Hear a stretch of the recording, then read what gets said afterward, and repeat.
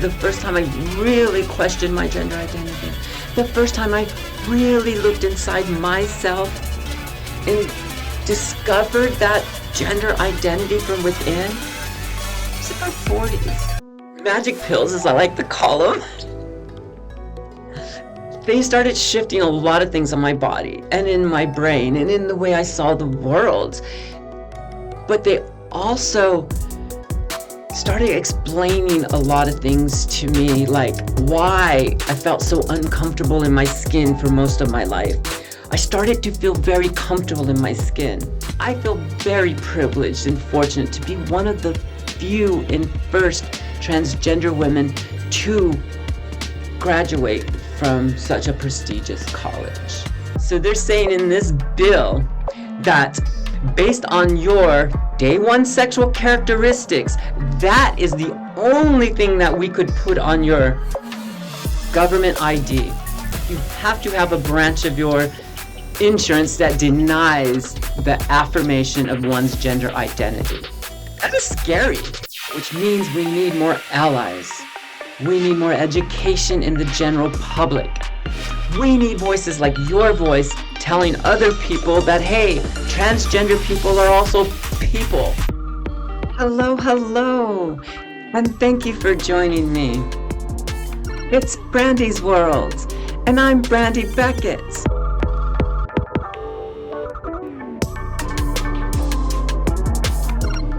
I think it is important for all of us to question who we are, right? We shouldn't allow outside forces to mold and shape who we are. We should look to the inside. We should look within ourselves to shape who we are. You want to pull out your inner self and express that to the world. I think no matter who we are, especially in our culture, in our society here in the United States, we really value individualism. We value the individual. And the individual identities, attributes, expressions, all come from within the self. For a good portion of my life, I tried to fit myself into molds that were created for me. For example, I was assigned a gender at birth based on my day one sexual characteristics, right? Doctors looked at it and said, oh, look, this baby has a dangly part. And when we label all babies with little dangly parts between their legs as box A, we get it right 95 to 98% of the time. So it's a good little system if you want to capture most humans. And this binary system that we use of box A or box B of your gender label and your gender identity, right? You got to try to fit that into a box in our society because we use a binary to describe gender in our society. At least we do for now. Hopefully we don't always use a binary system because not everyone fits onto a binary system, is my point. So I was assigned a gender. I was put into a box of gender as a baby. And as a child, I did not question why I was in that box. I didn't question whether I should stay in that box. I didn't question, do I fit comfortably in that box? I didn't ask, is that box of gender describing me? I always assumed I was supposed to form myself into that mold or that box. When I looked into myself and asked questions, I didn't think to ask questions about my gender identity. Because in our binary system, in our binary culture here in America, we have throughout most of our history, we try to use gender assignment with sexual orientation, and we try to say that they're kind of one and the same thing. They're not. I mean, we can demonstrate that over and over and over again. They're not. But we try to associate those two concepts as they bond and dovetail and dictate one another. So, growing up, my sexual orientation or my attraction was towards femininity. As a youngster, I was infatuated with girls. So since I really liked girls growing up, I didn't question my gender identity because I had a dangly part between my legs. I was assigned this box of gender. This box of gender is supposed to like the feminine from the other box of gender. And so I thought, I don't need to question my gender identity. Why would I? I didn't think to question it. I didn't question it. But I question everything else in life, and that's frustrating for me sometimes. Sometimes I try to find why. Why would I not really question my gender identity as a youngster, or even as a person in my 20s, or in my 30s? I was in my 40s the first time I really questioned my gender identity. The first time I really looked inside myself and discovered that gender identity from within. I was in my 40s. And I started expressing it then too. Now, I'm in my 50s and I enjoy expressing myself. My expression, it's not completely aligned with my inner image of myself, of my gender identity from within. And I don't think everyone's is going to be completely aligned. Your expression, my appearance, my expression, all of this that you see of me is my expression, not my identity. So trying to align my expression with my identity, I'm getting pretty close. When I look in a mirror on the wall, or I look in a social mirror, and then I try to compare that to my image of my inner self, it's not far off. It's close enough where I'm comfortable, where I can say, yes, I'm comfortable in my expression. And that means a few things. It means gender dysphoria goes away for the most part for me. Because gender dysphoria is the misalignment of your gender expression and your gender identity. But it also means that I am able to pull out and express my inner self in a way that satisfies me. And it's an amazing feeling. It feels great. And also, it makes me wonder why I didn't discover this about myself earlier. And then I remind myself, I live in a culture, in a society where we don't view gender on a spectrum, or at least we haven't been. We should. Everyone fits on a spectrum. We view it through binary systems, and we try to link binary systems up with other binary systems. So we try to make sexual orientation a binary. Either you like X or you like Y. You're sexually attracted to X or you're sexually attracted to Y. You know, category 1 or category 2. And we try to do that with gender identity and gender assignment as well. You fit into box A or box B.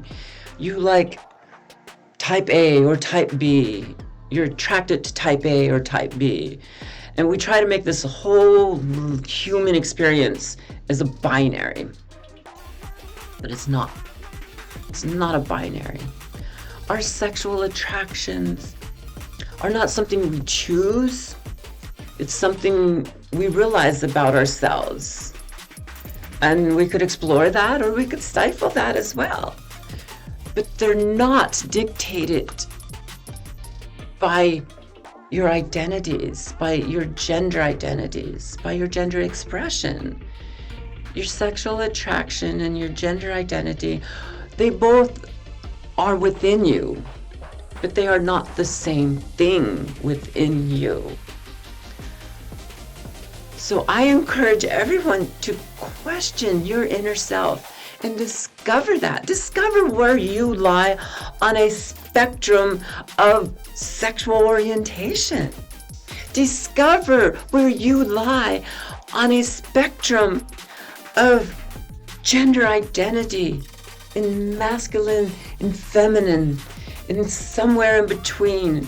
Maybe you're one edge of the spectrum of femininity, or you're at the other edge of the spectrum of masculinity. You can fit anywhere on those. Explore that for yourself. No one on the outside of you can place you where you belong on a spectrum. Whether you're so far on a spectrum that you're fine with it being a box system, okay? Not everyone fits into that part of the spectrum where you can call it a box.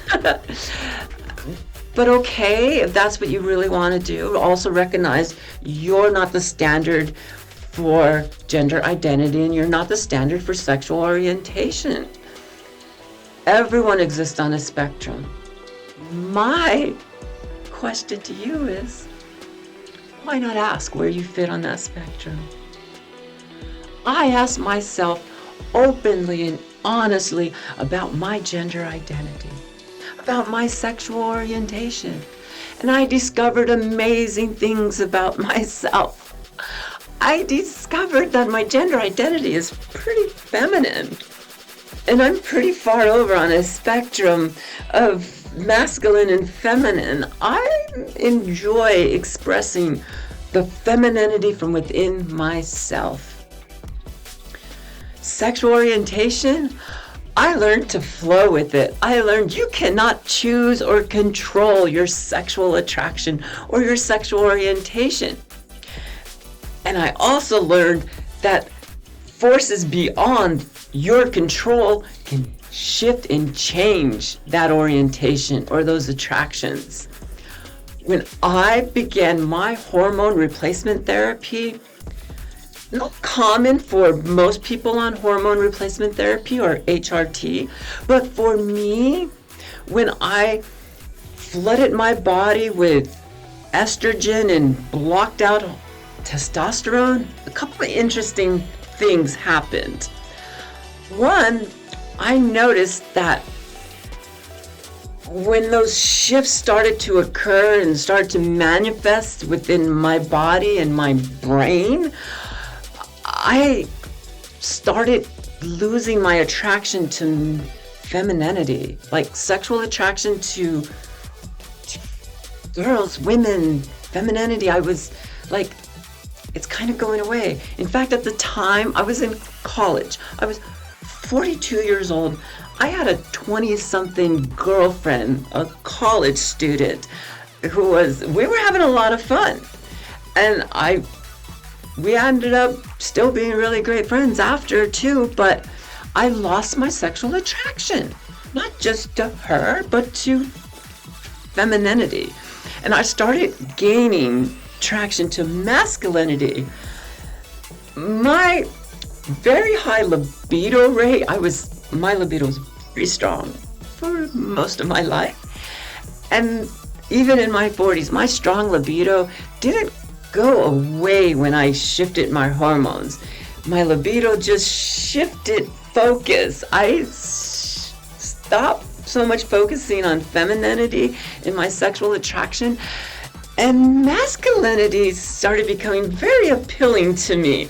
It was kind of shocking and surprising because throughout my life, I didn't find masculinity sexually appealing. I just didn't. But then these hormones started flooding my body, and for me, very subjective, for me, I started becoming attracted to masculinity for the first time in my life. And these hormone replacement magic pills, as I like to call them, they started shifting a lot of things on my body and in my brain and in the way I saw the world. But they also started explaining a lot of things to me, like why I felt so uncomfortable in my skin for most of my life. I started to feel very comfortable in my skin. I started to enjoy the way my body felt, acclimating to estrogen forward hormones and minimizing testosterone or androgen hormones in my body. And that shift, it made me feel more like me. I started pulling out me from the inside, and my outside expression started becoming more closely aligned with that inner me. The way I would feel about things aligned and felt better about how I thought about things. And everything started to change for me. The way I felt when I was experiencing a movie in the movie theater, it shifted for me. It was amazing. And instead of fighting all these shifts and trying to fight something that I can't control, I started going with it, and I started to feel where that is me inside and pull that out and associate these physical changes that this hormone were doing to me inside my body and outside my body and to the core of me. It felt amazing. It felt like a missing puzzle piece that I was looking for my entire life was finally just gifted to me and just placed on me and just fit nicely and just, these are the hormones that my body and my brain and my essence was craving. I felt so much better when I started going through this shift. And then I have this dilemma within myself, as culturally and socially taught my whole life. Your sexual attraction should be this way, and this is what you experience. And now I'm shifting my attraction. And at first, it was kind of scary, to be honest. I was like, I didn't want to be attracted to guys, to be completely honest. I was kind of looking forward to being lesbian. I got accepted to an all-women's college at that time. Right, not long after I started HRT. A few months later, I was accepted into an all-women's college. And at the same time, my sexual attraction to women was just going away. That left me with an interesting dilemma because, okay, teenage self would have been like, yo, we really like girls. And can you imagine if we happened to be in a whole building with just all girls? It would be amazing. Oh, I would have so much fun. My silly teenage and silly 20-something brain probably thought that. I'm sure it did. Yes, it did. Remembering back, yes. Very much that would have been a complete fantasy to live in an all-women's dorm in an all-women's college. And then the hormones came in and we're like, I really craved and desired living in that environment for camaraderie and to really try to get an interesting social mirror to reflect back to me, to pull out my womanhood, to really step into my womanhood, to go through this puberty into womanhood for me, because I literally went into another puberty. Puberty is a rush of hormones that change the body, that affect it, just blast the body and make all these changes, right? And we experience that somewhere in our teens, early to mid or later teens. I initially experienced my first puberty experience when I was 16. And that felt awful. Ooh. Oh God, I didn't like the changes.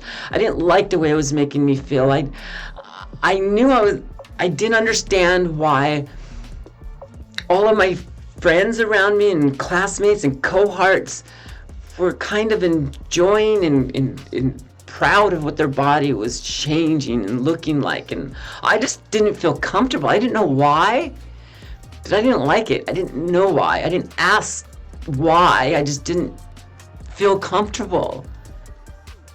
And that was my teenage experience of a hormone rush or a puberty that changes your body. And when I was 42 and going through this hormone replacement therapy, this puberty, I decided I'm gonna go with it. And I got to experience what they call boy crazy, right? Like when little preteen girls start going crazy for these boys. I never understood that growing up. I never understood that until I was in my 40s. And I experienced that, like, oh my God, these emotions and these feelings. I was like on supercharge of hormones flooding my body. And these cravings and desires to have a masculine body pressed against me. Oh my goodness. Fun going through puberty because I questioned myself. I was like, should I shame myself for wanting to sexually explore and discover what it's like to sexually be with the masculine form? I was like, why? I'm in my 40s. I can do what I want. I'm not a little kid. And so I enjoyed my puberty in my 40s. It was so much fun. I got to know the masculine form in many different ways. And I had a lot of fun. I got to go through my puberty starting off in Florida. But there's some fun places in Florida as well. By the time I got to Massachusetts and I was in an all-women's college, I was literally 1 year into my transition and like 7 months, 7 months into my hormone replacement therapy. I was still discovering myself. And it was an amazing experience to be able to have my body blossom and bloom into my feminine expression and have my mind and just sponge up all of the camaraderie of living in an environment of an all-women's campus. It was amazing. I treasure and love that experience of coming into my womanhood and being in an environment that really cultivated and is on the cutting edge of defining our womanhood. My college was the first one to change their admissions policies to allow transgender women to express their identity and be in an environment where they can learn in an all-women's environment. It's amazing. The college I went to was established in 1837. And from 1837 to 2024, there's been a lot of humans attending that college. And there's statistically, probably and must have been a number of trans men there who were not able to express their identity. When I was there at my school, there were more non-binary students than there were transgender students. And at least I was welcome back in January of 2016 when I started going to that school. I got a full ride scholarship, so it made me feel very special. And I got to an environment which was indeed even more special than I could have imagined. The education I got there was top notch, and women's studies was just everywhere around me. I didn't even have to take it as a major or as, you know, a subclass. I was in that environment where everyone there is basically front lines, pioneer women on their journey. So women's studies was all around me. It was amazing. And I studied anthropology, and I got to shape and mold my education at this school. So I got to concentrate on geology and archaeology and biology and anthropology and turn it, and philosophy as well, very important. All of these disciplines I got to mold into my education at this amazing, prestigious college. And I got to do it in an environment that was embracing my womanhood, embracing transgender women, and setting a standard for other schools for acceptance of transgender women. So I feel very privileged and fortunate to be one of the few and first transgender women to graduate from such a prestigious college. I truly am honored and privileged to have that experience. So be inquisitive. I think it is very important. I was always a inquisitive child. I was a inquisitive teenager. And it frustrates me that I didn't ask the biggest question of my life about my gender identity. I remember being a preteen and questioning just about everything. Well, let me back up a second. I had an amazing mother. I have an amazing mother. She taught me so much. And one of the biggest lessons my mother taught me was, very young, I learned this lesson. You can question authority. If you think authority is not in the right, question it. I was like, wow.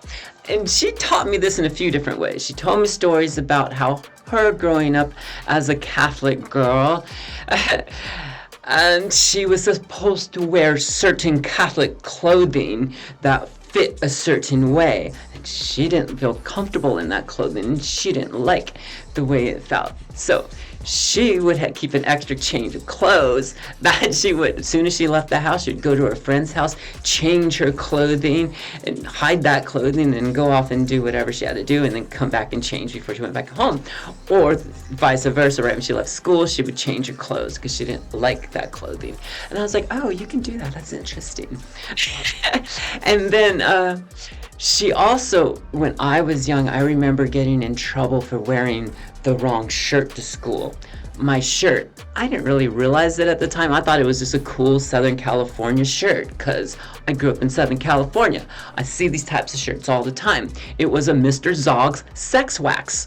Mr. Zog's Sex Wax was a very popular surfboard wax. I thought they were very cool. As an 11, 12-year-old, I was cool wearing that shirt because it was a trendy thing to wear as a Southern California kid. So I'm wearing my cool Mr. Zog Sex Wax shirt to 7th grade. And it must have been like the first week of school, because I don't remember how, but I remember sitting in the vice principal's office and my mother walking in. My mother was a school bus driver. She worked for a school district. It was easy for them to get a hold of her, and she would come down to the school office. And I was like, oh my God, my mom's here. I'm in trouble. Everything's going to happen. And my mom told that vice principal, look, not a single place in your manual for dress code does it say anything specifically about this type of shirt. It talks about the different exposure of shirts. It talks about showing belly or not showing belly. It does not say anything about this Mr. Zog's Sex Wax. It doesn't say anything about advertisement for a surfboard wax, right?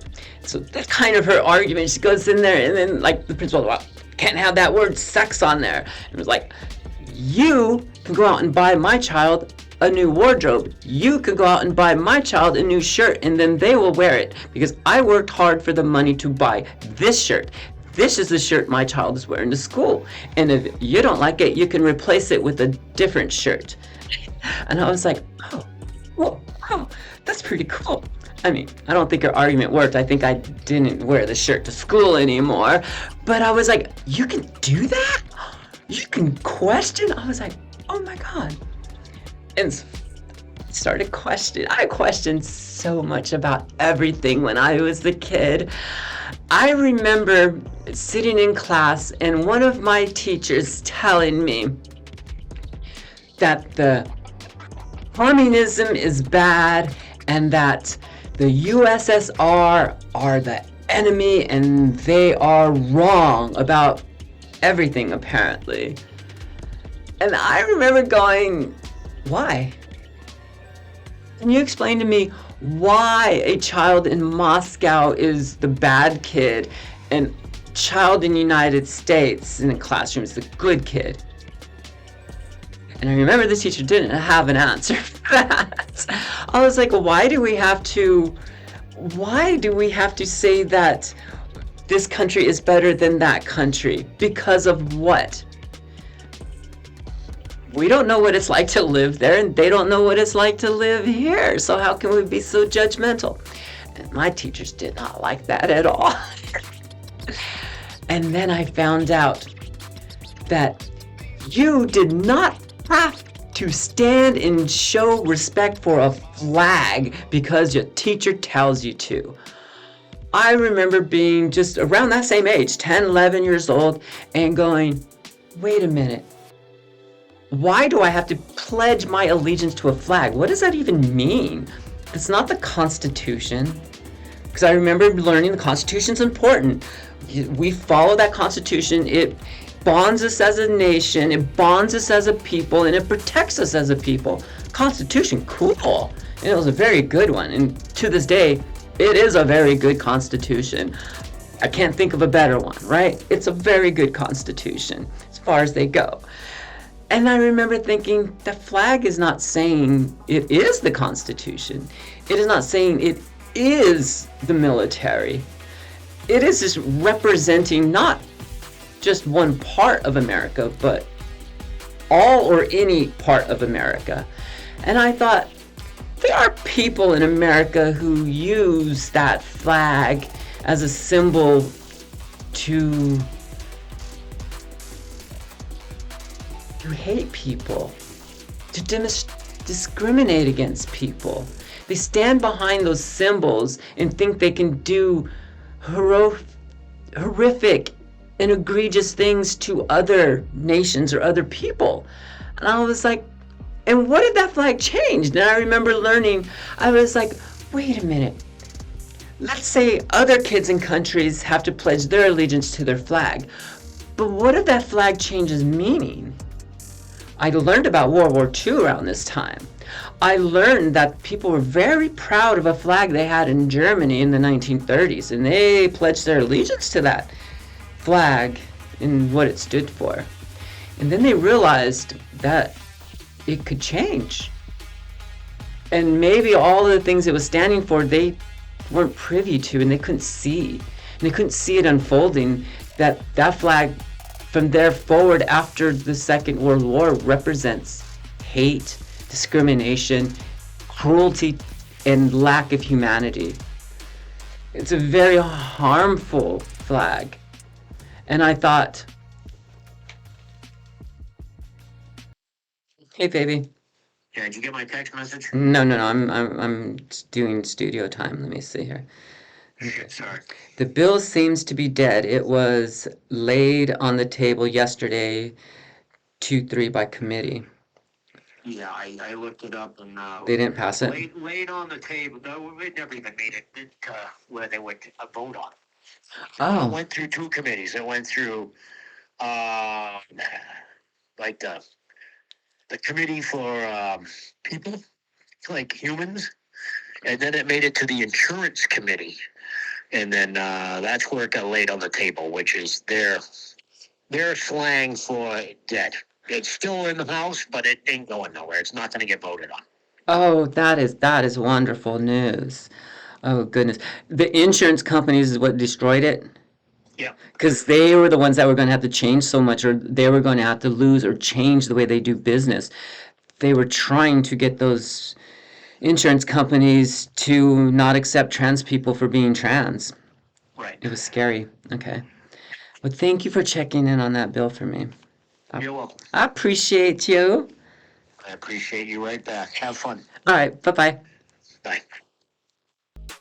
Oh, okay. So that's good news, y'all. That was the hubby, and hopefully he gives me permission to release that because that was kind of a cool call. I want to explore on that. So yesterday I was aware of a bill in Florida brought to my attention. It's House Bill 1639. And this bill is effing scary, people. My goodness, it laid out what the bill was talking about was identities, government card identities. So like your driver's license, ID card, any government issued identification card from Florida. In this bill, they literally scratched out gender, where it says we need your full name, your gender, and your social security number to make sure you're, the American citizen you say you are. Here's your name, here's your social security, and oh yeah, what gender you are. We always put that on our stuff. No, they crossed that out and they put sex. What sex are you? And then they define sex in their little bill as the sex based on your sexual characteristics at birth. So they're saying gender not even in the equation, because I think they've kind of realized that they're losing or have lost that argument that gender and sex are the same thing. I think it's finally gotten through to some of these knuckleheads that they're not the same thing. So they start attacking sex. Interesting, right? So they're saying in this bill that based on your day one sexual characteristics, that is the only thing that we could put on your government ID. Even if you had surgeries to change your sexual characteristics to more align with your gender identity, no. This bill doesn't care about that. This bill also was putting pressure on insurance companies. It specifically said that an insurance company that is going to cover any sex reassignment is how they put it. So gender affirming surgeries, or as they put it, sex hormones. Gender affirming hormones is what they're known as, right? So your gender affirming surgery and your gender affirming medications can only be covered by insurance companies who charge extra for these things and also offer detransition therapy and other therapies that don't agree with affirming one's gender. They must have that. If the insurance company is to have coverage for any type of gender services, Florida wants them to must have denying services. What do you mean by that, Brandi? Right here, look, right here in this bill, they are saying that you, as an insurance company, you must also support denying gender affirming care. You have to have that. You have to have a branch of your insurance that denies the affirmation of one's gender identity. That is scary. So apparently with the phone call we just got, it looks like that bill was killed. It looks like it was dead on the table. So yay. And finally insurance companies say, wait a minute, we're gonna have to change all our policies and we're supposed to have our policies go by the medical experts. The medical experts aren't going to go along with Florida's bill, and they realize that, and I believe that's why that bill got dead on arrival or dead on the table. So it was scary. Look it up, 1639. And I have a feeling bills similar to this are not all just going to go away. We're going to face bills like this time and time again, especially in states like Florida, Ohio, Kentucky, Kansas, Tennessee, Texas. And now we're seeing similar bills up in New Hampshire as well. These bills are getting scary, people. Unfortunately, we have enough grown-ups in the room right now who are squashing these bills, at least a good portion of them, but not all of them. Some of these bills are getting through, which means we need more allies. We need more education in the general public. We need voices like your voice telling other people that, hey, transgender people are also people. They're not taking anything away from society. They are enhancing and augmenting society to make it better. We are part of society. Transgender people cannot be erased.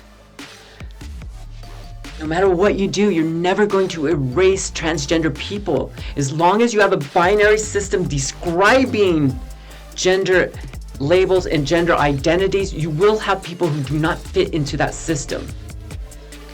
Get rid of transgender labels. Get rid of the binary system that we use that creates transitioning from one expression of gender to another expression of your gender identity, right?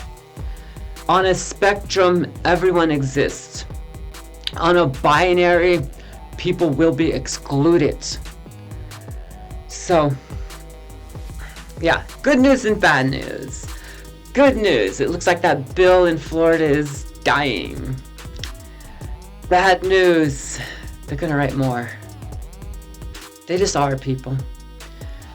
So we need your help.